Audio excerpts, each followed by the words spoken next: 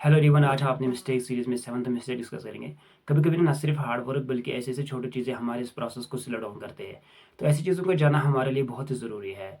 ख़ासकर जो ऑनलाइन पढ़ते हैं ना, वो एक ऐसी जगह पढ़ते हैं जहाँ ऑलरेडी ना बहुत सारे डिस्ट्रैक्शंस है। तो लास्ट टाइम मैंने आपको बता दिया कि हम अपने डिस्ट्रैक्शंस को ओवरकम कैसे करते हैं। तो उसमें मैंने आपको 2 तरीके बता दी।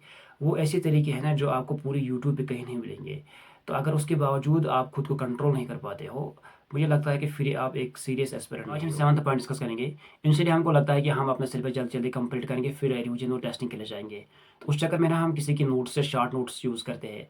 इनिशियली हमको वो समझ में आते हैं, तो लेकिन 2-3 महीने के बाद जब हम रिवीजन के लिए जाते हैं, तो उसमें से बहुत सारी चीज़ें हमको समझ में नहीं आते हैं।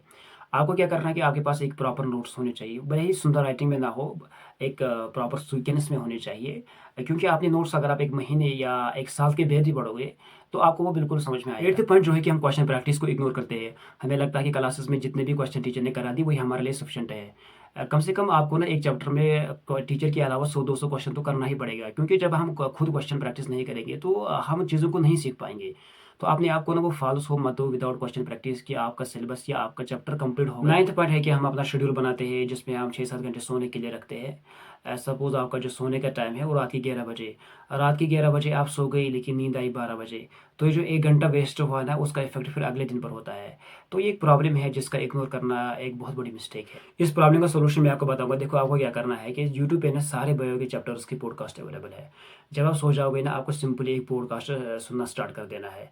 तो विदिन 10 मिनट्स आपको नींद आएगी। ये मैं हवा में बातें नहीं कर रहा हूँ, ये मेरा तरीका है ना, जो मैं 2 साल से यूज़ कर रहा हूँ। अगर आपके लिए 100% वो इफ़ेक्टिव नहीं रहा ना, तो मैं यूट्यूब पे नेक्स्ट वीडियो अपलोड ही नहीं करूँगा। लेकिन इसके लिए एक शर्त है कि आपका जो सर्केडियन रिदम है, आपका जो स्लीप वर्क साइकिल है ना, वो प्रॉपर होना चाहिए। ऐसा नहीं हो कि आप एक दिन तो 10 बजे सो गए, दूसरे दिन 12 बजे, तीसरे दिन आप 2 बजे सो गए। आपका जो स्लीपिंग टाइम होना है, वो फिक्स्ड होना चाहिए। और मुझे बता देना कि आपके लिए वीडियो कितना हेल्प हो रहा है, तो मिलेगी किसी नेक्स्ट वीडियो में। Thank you.